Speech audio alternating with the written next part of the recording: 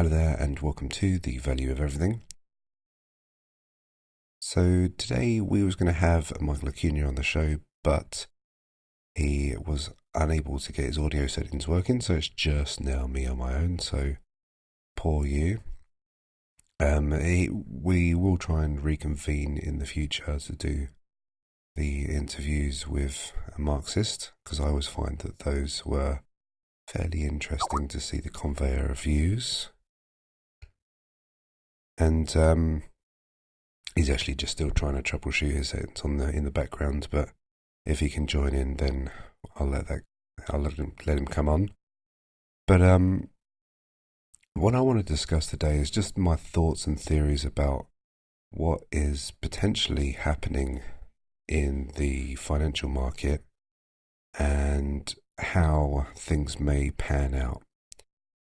So this is all just my funny opinion. You just do your own research on things that I mention, but don't ever plug your money into anything because of some guy from the internet saying some things. Always act upon your own thoughts, do your own research, double check it, and I don't know exactly what your financial position is, so there's no reason to ever take any advice off me. But just in terms of generally what is going on in the world, we have a tremendous amount of debt which has been saddled onto individuals.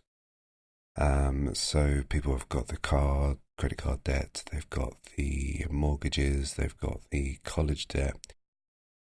We can say that this is a monetary system which has to produce a lot of debt to sustain itself, but the debt is getting to a point where it is unsustainable. And now I think eyes need to be focused upon what is going on in the bond market. The bond market is the place where the action is going to happen first. Oh, and here we go, we got Michael Acuña on. Hello. Hey, can you hear me, Charles? I can hear you. I was actually, I've actually just started the show by myself, so we're going to just go straight in. But I'm just going to let this run as just like a kick-in sort of set. I know you wanted to talk about the opponent issues. I'm just talking about the financial situation at the moment. I was just rounding off about how everybody is so debt saddled, and the eyes need to be watching on the bond market. So, yes. Sorry to jump you straight in here, but yeah, I just wanted to just see your position, your thoughts of what's going on there. Yeah, it's a vexing situation from what I've followed. So in the United States, for instance, we've been recording record lows in unemployment, for instance, and yet we haven't seen any corresponding wage increases, which you would suspect with such a tight labor market. One should be witnessing that. Yep. Also, household debt, as you alluded to, is rising. Yep. Government debt is also skyrocketing lately. I think Trump in the last 6 months has increased government debt by $1 trillion. And just on that point where you mentioned about the government debt, what does Marx say about debt issuance with money, currency supply with debt creation? How sovereign crises can happen with the bond market collapsing on themselves, so people don't really think that the governments are up to making their promises. All politicians are just making promises. Basically, I promise to pay that person's this future sum with the taxation of the people in the future. It's all built on a load of promises that potentially cannot be backed up. What does Marx say about that system and potentially sovereign crisis where it gets to the stage where governments fail? Well, at the time Marx was writing Capital, um, most sovereign states were still using a gold standard. Right. So the issue of government debt wasn't really necessarily on his radar. Yeah. He did write about finance a lot in his journalistic writings. There was still government debt, but it was typically by way of being indebted to financial institutions to fund wars or Yeah. what have you. So Um, if I put you on the spot and said if you could think like Marx and say how would he see things now with unbacked currency and the state of affairs right now? How would you think he would envisage this point? that's a good question. A lot of Marx scholars have considered this before, and I think volumes 2 and 3 of Capital are where he goes into the most detail with his view of finance. But um, when it comes to fiat currency, um, some Marx scholars suggest that um, he would be sort of more amenable to theories like modern monetary theory, whereas other people would suggest that the labor theory of value lends itself more to more conventional notions of government debt and the sort of consequences that can follow from a state accruing so much debt. Yeah. Um, I I would be really hesitant to say where Marx would stand. I tend to think that he would disagree with certain tenets of modern monetary theory. And I'm sort of agnostic on the point myself. I think it really is contingent upon a lot of factors, how government debt, the consequences that follow. So, Yeah. I mean, for instance, sorry, continue. no, I was just going to say the United States, since we're sort of the hegemonic capitalist state at the moment, our government debt, no matter how high it gets, is not going to be as detrimental as some of the states on the periphery when they start racking up sovereign debt to the extent that some of them have. We're in a privileged position vis-a-vis those countries. Yeah. Well, I mean, the way I would see it is that maybe Marx may see two different angles. Either it's a system where governments can just like literally fall themselves into a debt trap, and then that's a wealth extraction model, or it's a point in which a revolution happens. What do you think potentially is more probable for his line of thinking? Well, I think that Marx's theory of revolution uh, was more contingent upon his observation of the tendency of the rate of profit to fall. He would, in his writings, to the extent he wrote about revolution, he tended to think that it was going to follow in tandem with a economic crisis that was precipitated by a fall in the rate of profit. Yeah. But when it comes to um, you know hyperinflation or those sort of scenarios that follow from debt, it's hard to say again, since he was writing at a time where that wasn't really a phenomena.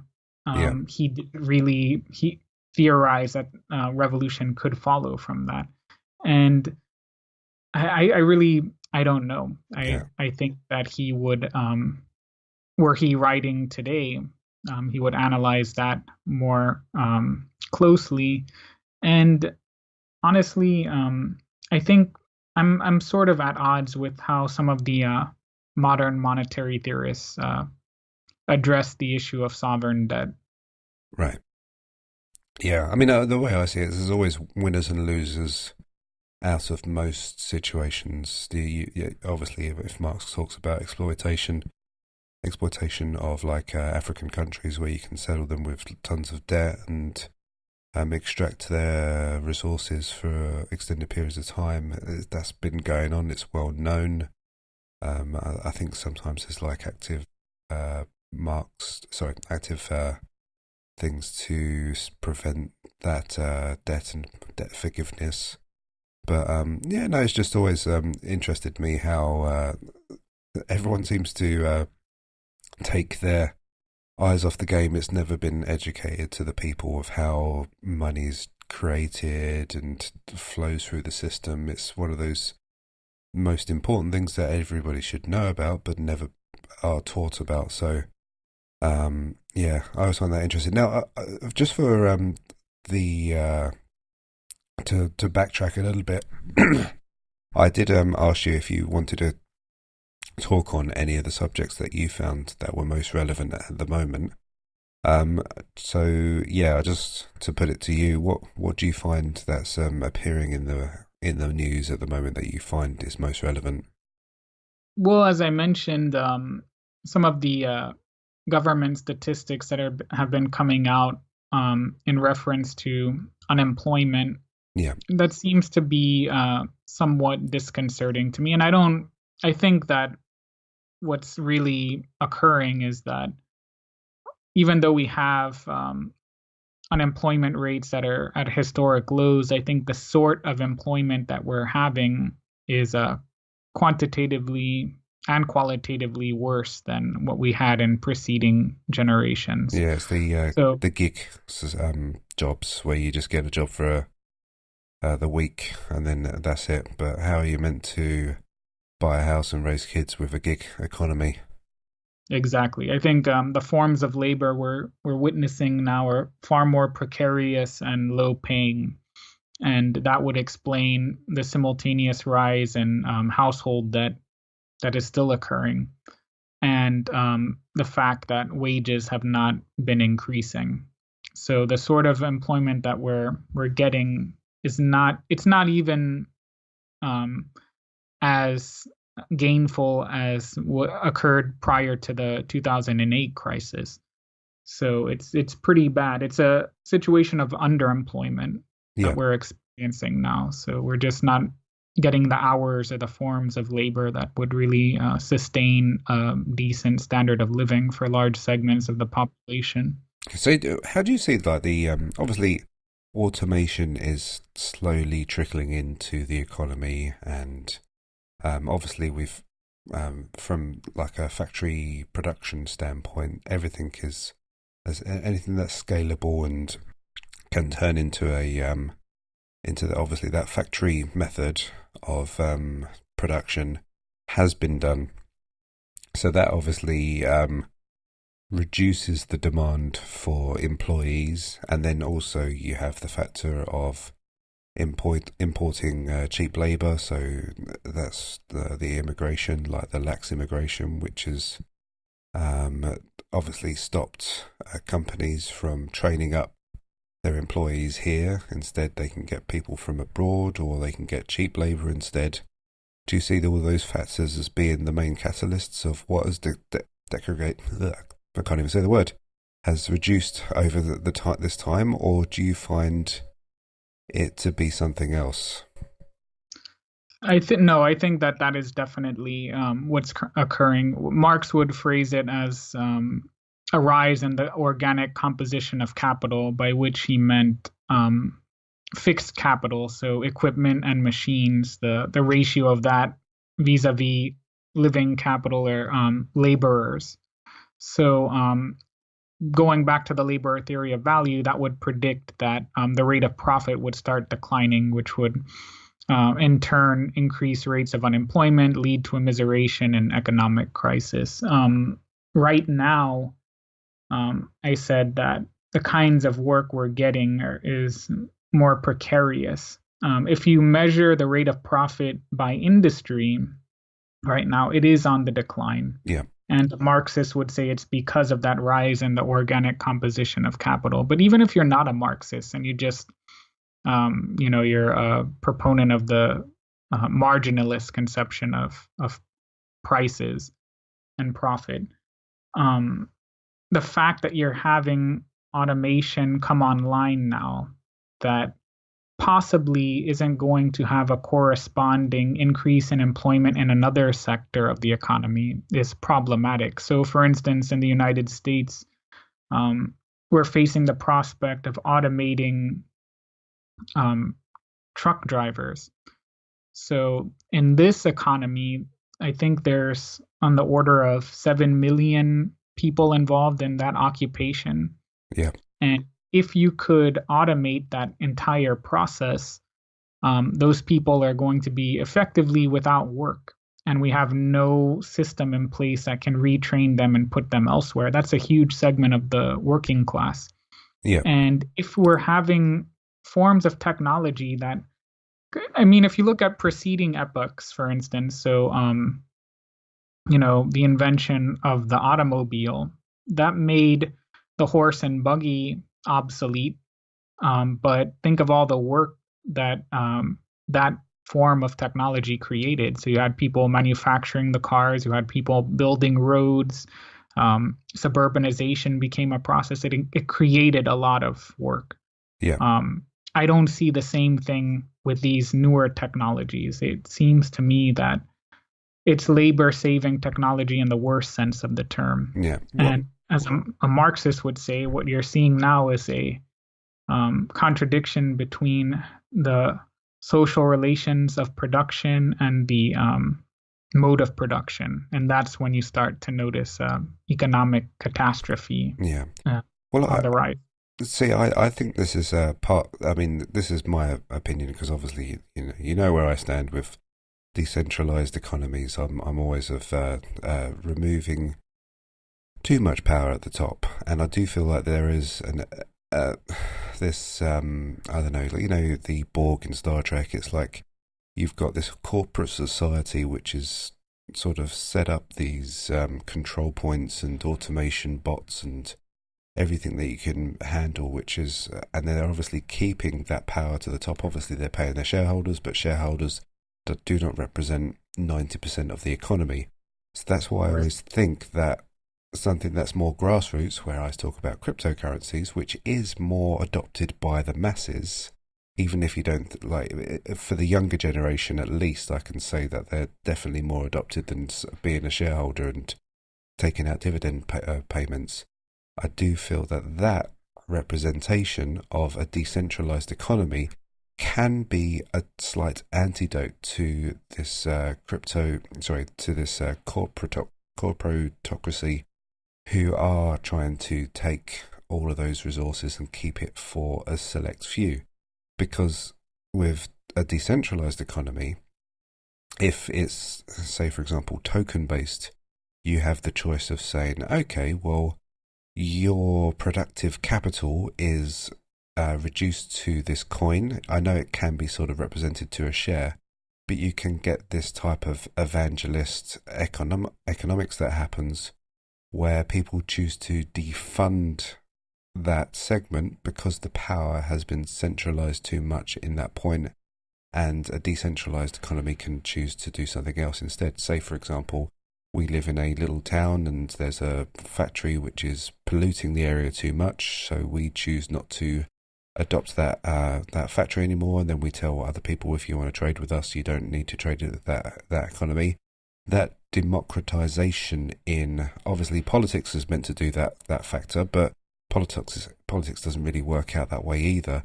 So it has to be done by a grassroots level, and that's why I think that creating a token-based economy where the decentralized people, the populace or the working class or whatever you would like to call them, has a choice in changing the economic streams to affect that change. That's where I feel like the most power is for the people to actually change these things, rather than trying to kick down the doors of Parliament and trying to affect change from there, because you're always going to get some kind of totalitarian sort of very populist kind of leader, but that power will inevitably take over them, and then they'll try and accuse any minority in the ranks of the population for blame when anything goes wrong.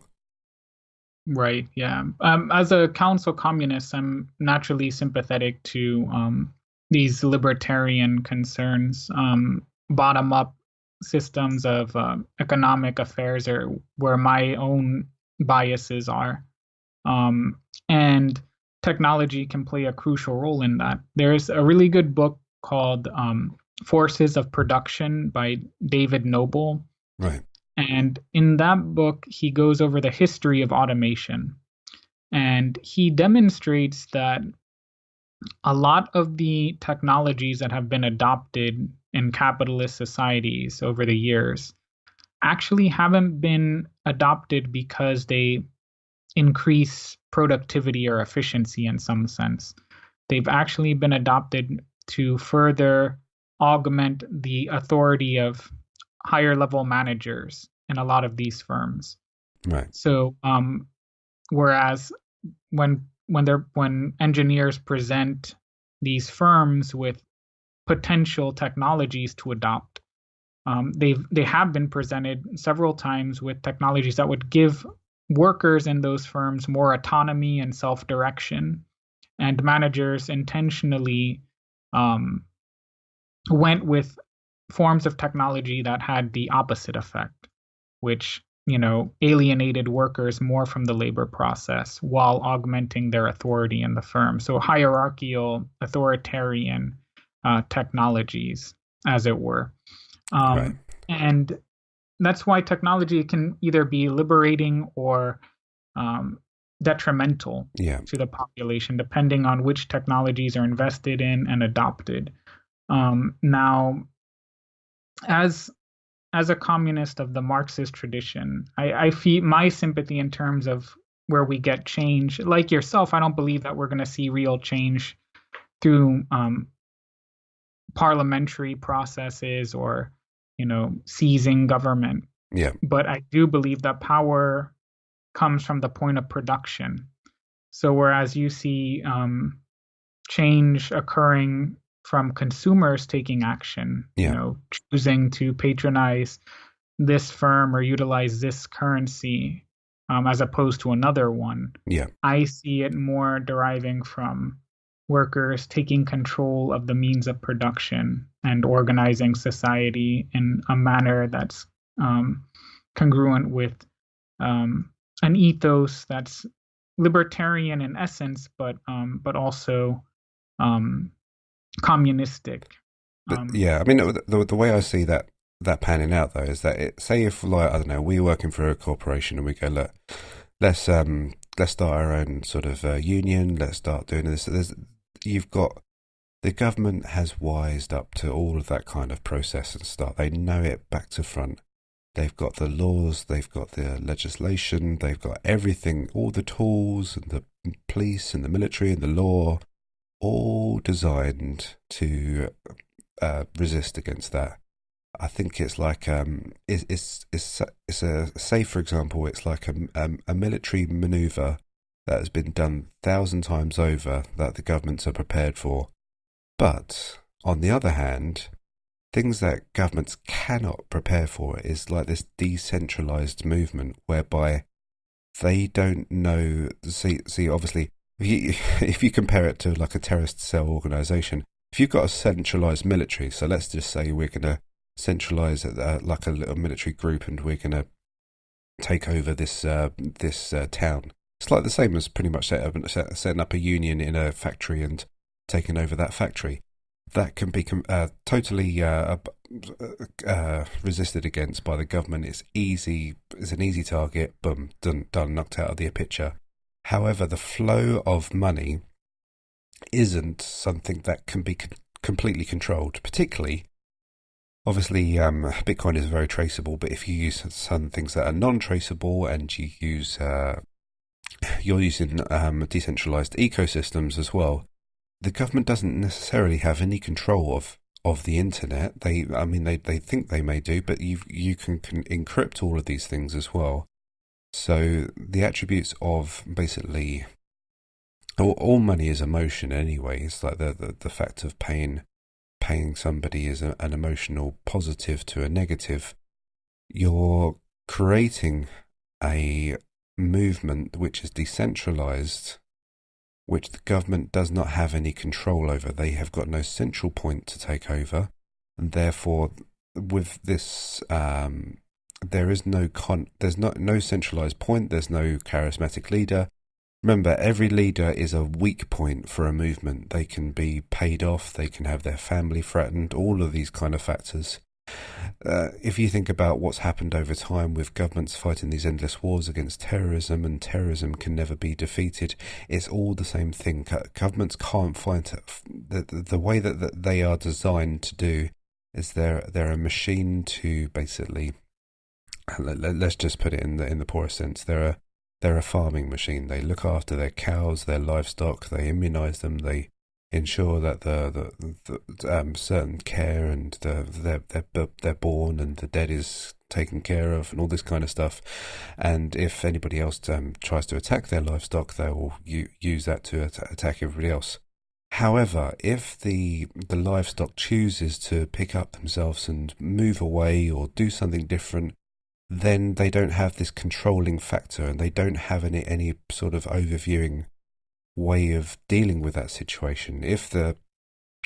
I'm probably using an analogy that doesn't quite cut to the point here, but I just bringing it back to it. By social organization with centralized tips, they're much more weaker compared to a decentralized movement. That's always been my opinion anyway. No, I know exactly where you're coming from. And in terms of my theory of social change, it's contingent upon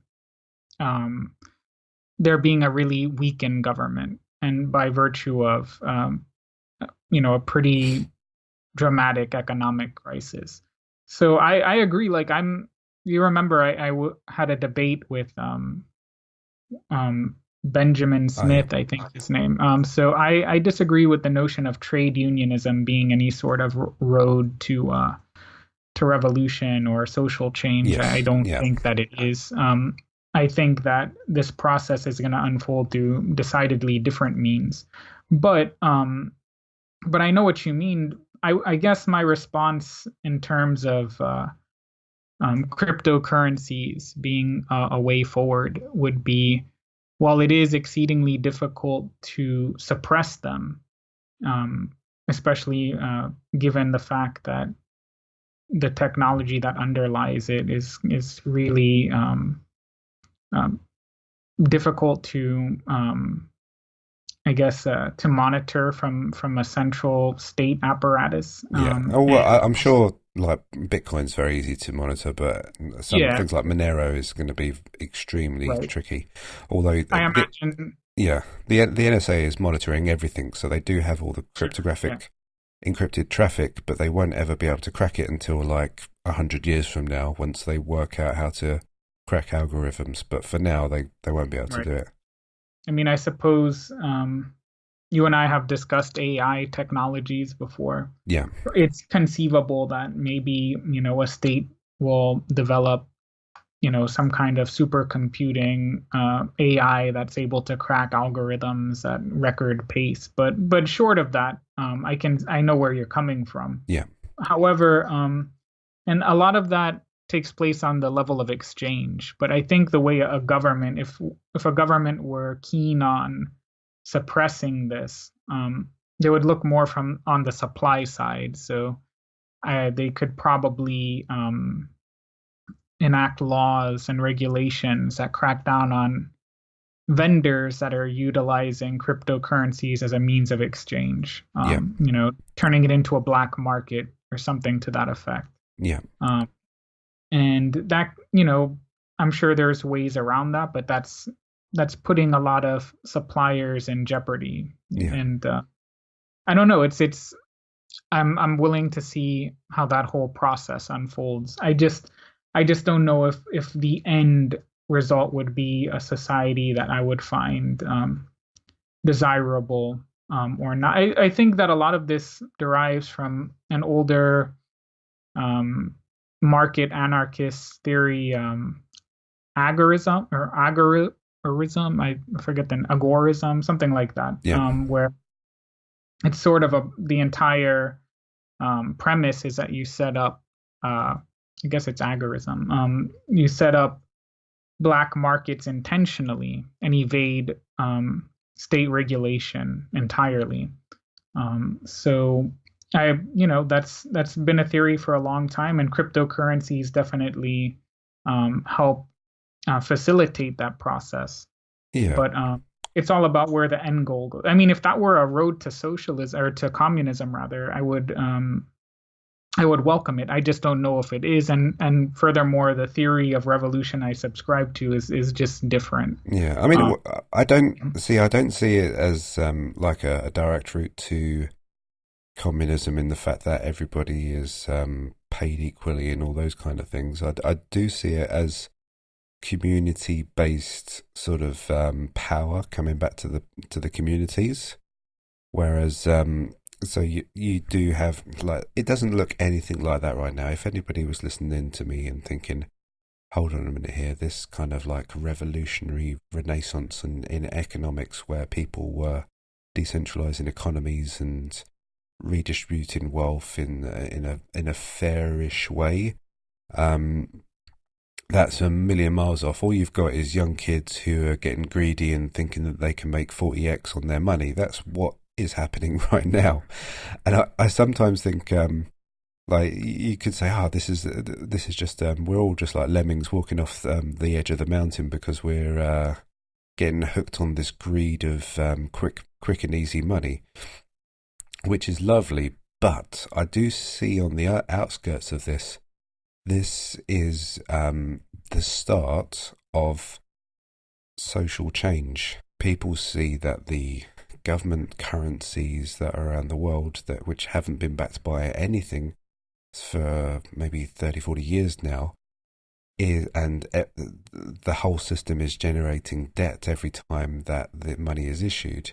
This is a problem in society, and the original people that adopted it saw this and adopted cryptocurrencies originally. Now, the people that have got in afterwards are just sucking onto the enjoyment of making 40 extra kind of money. But the original roots of it was also a decentralizing movement. So even though the greed is a factor in this, greed isn't necessarily a bad thing. But if I know intentions which have good intentions always lead to ruin, but this is almost like something that has got bad intentions, but it could lead to something that's good. right. But so people are going to find themselves that there's a wealth redistribution amongst, I don't know, the youth, people who are developers, coders, things like that. There may be that kind of revolutionary change where the bond market blows up. The money's going to eventually find somewhere where they think, okay, where can I stick my money which is safest? They may find precious metals, which was always what money was always backed by as a place of refuge. But they may also say, okay, well, there's a unit of account there which cannot be confiscated by governments or banks or whoever else. I feel that there is more security in holding these cryptos in comparison to being connected into this interconnected web, which is crashing on itself because it's so indebted. So naturally, people that think into it in those kind of views are going to say, okay, well, I might take some cryptos. It's a low market right now. What the hell? I haven't got much to lose. I've got nothing anyway. And then they see, okay, well, that's making a lot of that. There's a positive impact. So in some ways, you've got an economic positive impact by the means that you've done, which is good. If you can think yourself in business, you only succeed by serving the customer as best as you can. Now, if the currency is serving the people as best as it can, then it's going to get better and better in comparison to government issue backed debt or money, which hasn't been serving the people that well. People are going to find themselves with a lot of capital, and it's going to be on a much more decentralized level. If you could think of it now, people that own cryptos compared to the 1% is a much more of a wealthy distribution of people.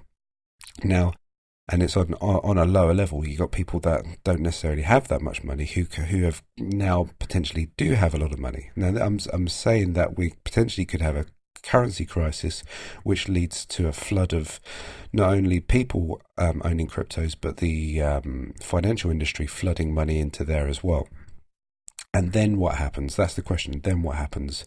Well, people who have got like an itch in their pocket and they want to spend, they'll just buy stuff instantly because they just want to instantly gratify themselves. But the people who originally got into that system because they felt that the economy was unfair and unjust, and they wanted to hold cryptos and preserve it, or they wanted to hold precious metals and preserve it and wait, like pretty much good farmers who have got crops to seed next year.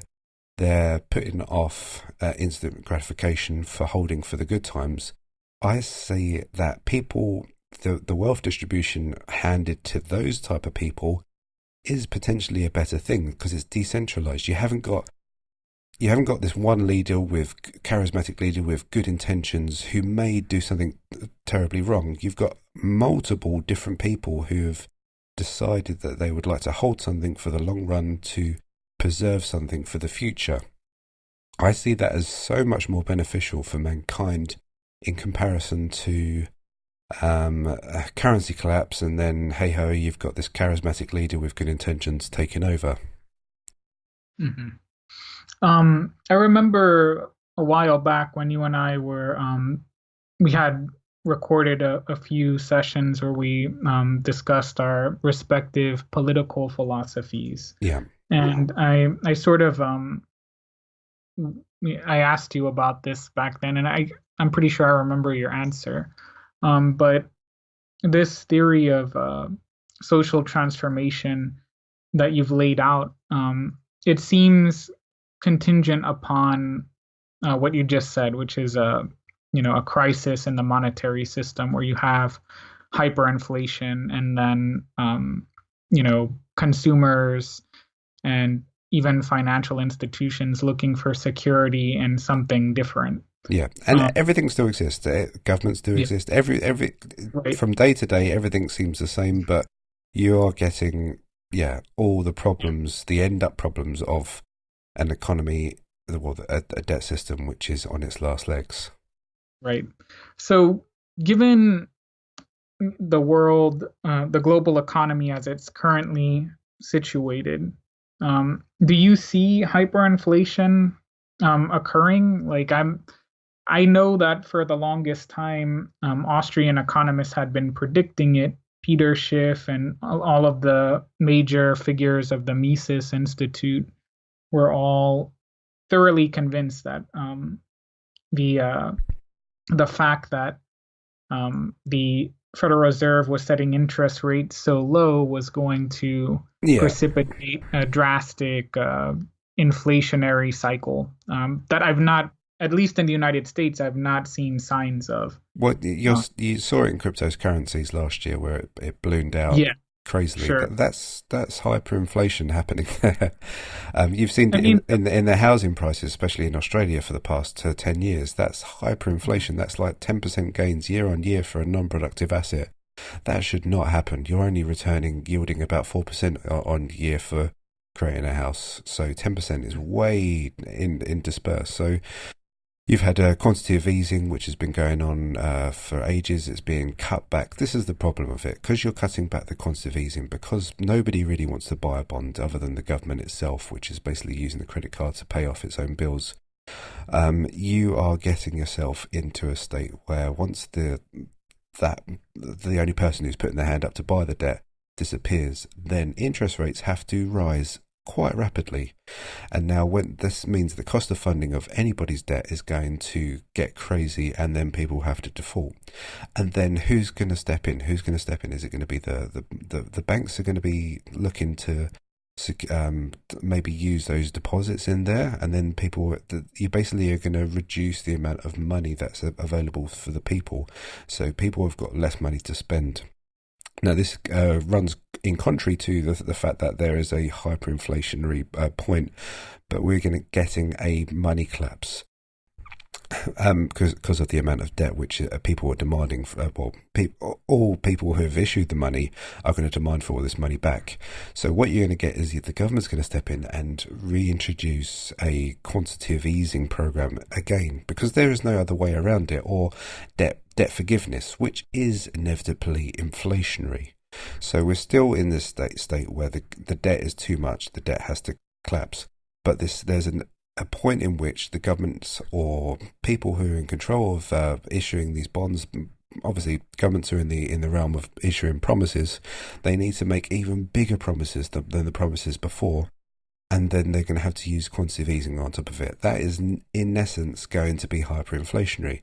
Now, if you think of what happened in Japan, whenever they, throughout all those lost years, whenever they gave people incentives to spend money, what did they do? They took the money and they saved it instantly. I see in this situation, instead, you're going to get people that take money and they're going to put it into crypto, because that.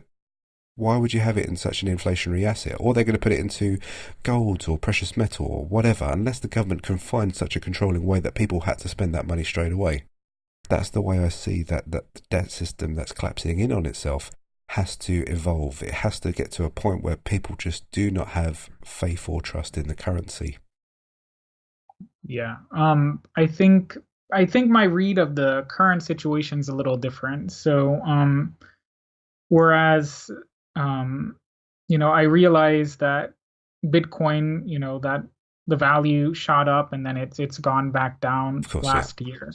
The housing market is also in sort of a inflationary situation, but I have a different read on it. I suppose that what we're seeing is speculative bubbles emerge, and my own interpretation of it is that these are consequences of investors looking for a quick rate of return in assets and not in productive activity. So, because if you look at the empirical evidence that's been compiled, there is a decline in the rate of profit in the production of goods and services. That makes speculation a more attractive option to investors. And Yeah. then, as a consequence, you're going to see asset costs start rising in certain segments of the economy. So, housing's a good example. And incidentally, at least in the United States, we haven't seen an increase in the supply of housing, so that's perfect because there's always a demand. The supply has decreased, but the value of the asset is increasing yet again at record rates. Yeah. Yeah. And I don't necessarily see that as a monetary inflation situation, but No. as opposed to just the speculative bubble that's emerged. Yeah, this is what you're raising, some of the most important part of the actual aspect of what is the real economy, not GDP, which is gross domestic product, which is basically the transfer of money back and forth, but the actual Right. the production side. Right. Production, I don't see production as going up. Definitely not. It's not going up. We're not creating anything new. We're not producing any better factories or anything like that. It's mainly just sustaining things as things go on.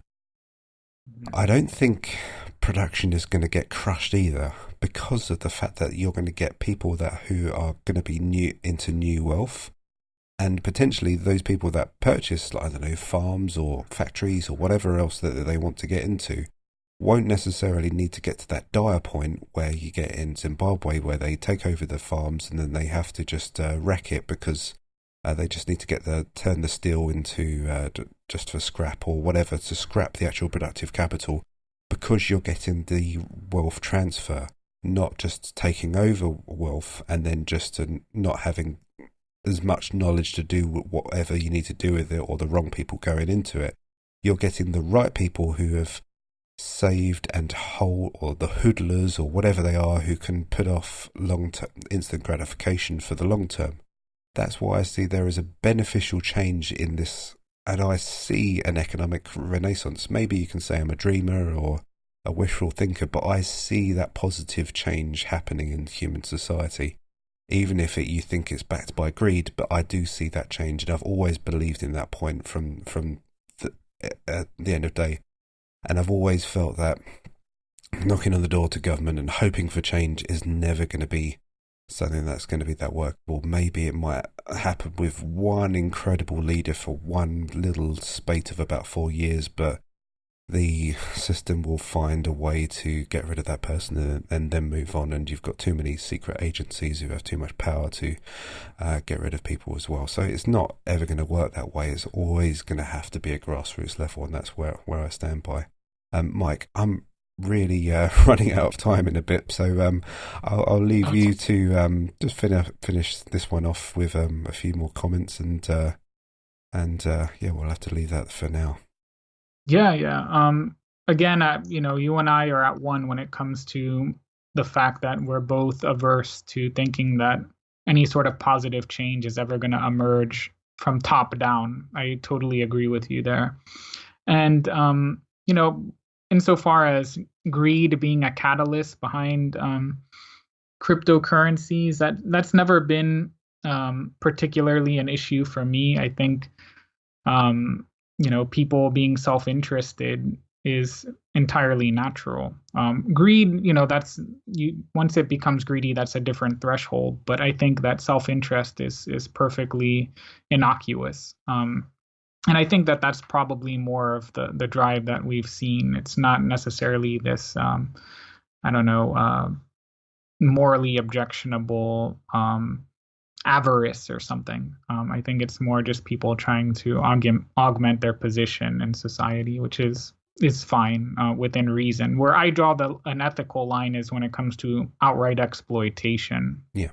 You and I have had that discussion, and that's not what's occurring there. But given the time constraint and everything, I was gonna go into the geopolitical situation in the Middle East and possibly the North Korean situation, but we can always circle back to that at a later date. Yeah. But I think that you and I did a sufficient job analyzing the economic situation as it currently stands. Yeah, excellent as always, Mike. So sorry about the shortened time. We was having some technical issues from both my side and your side. As always, you can get to Mike if you just type into the browser Common Ruin WordPress. You'll find him there if you want to ask him any questions. He's a very knowledgeable Marxist, or council communist to be precise. So always find him there. And stay tuned, and Mike and I shall be back again for more. Anything else you want to just add to that, Mike? No, that covers everything. Thank you again for having me, Charles. I appreciate it.